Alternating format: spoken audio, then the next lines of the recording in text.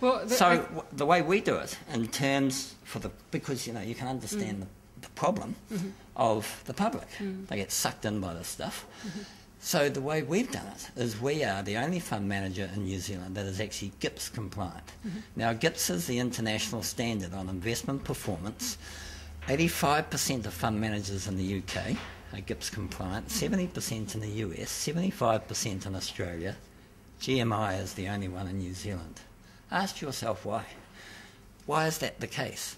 And that is because these guys can get away with it. But the landscape is changing.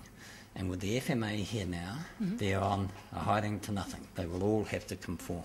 So for me, in terms of credibility with my audience, I'm quite happy to use the international standards, but I'm not happy to be put into a swill that's basically self-serving. The masters that pay them, which is the Morningstars of this world, that are paid for by the industry. I think they would maintain that they are objective, and I know that they're not objective. Okay. They're actually, in my view, they total untruths. And I've actually had them on about this, and they just, you've only got cretins here. You haven't got decision makers in New Zealand. They're just salespeople. So what happens in that situation is we just have a standoff. But it's a question of integrity, and for me, there is no integrity in that process. Okay. How would you? What separates Gareth Morgan Investments, apart from the benchmarking issue, from the other players in the security space? The benchmarking is actually what we do is just standard benchmarking. I mean, we measure a growth portfolio against the MSCI.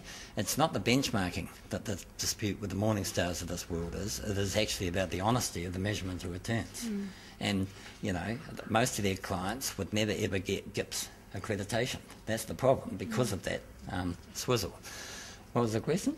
I was going to ask, how does Gareth Morgan Investments KiwiSaver differ from others on the market? Oh, okay. What's unique about it? Well, the three things, I think I can remember three. The three things that we value pretty highly is transparency for the client. So the client can actually see right through to what securities they own.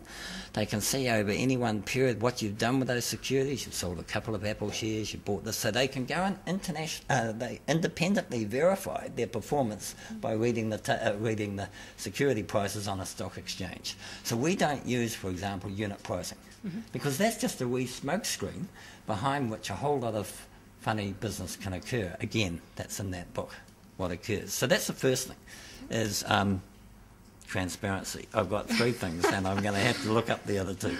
Right. Where are we? Oh, yeah.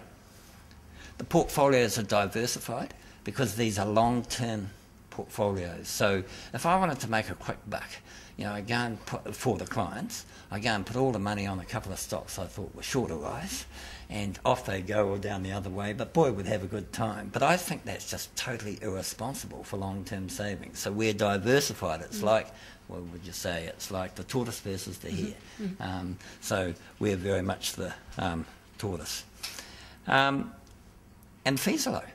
Fees on the, head-to-head with each manager, fees are very low. So to me, that's unique for a manager in New Zealand to have all three attributes. Some have got are better than us on fees. Nobody's better than us on transparency, and some are equally diversified to us. But no one's got all three attributes. So that's what we're offering, really. Okay. 10 years from now, where would you like to see GMI's KiwiSaver funds headed or sitting? Oh, headed. Definitely up for everybody. But, I would just like to see that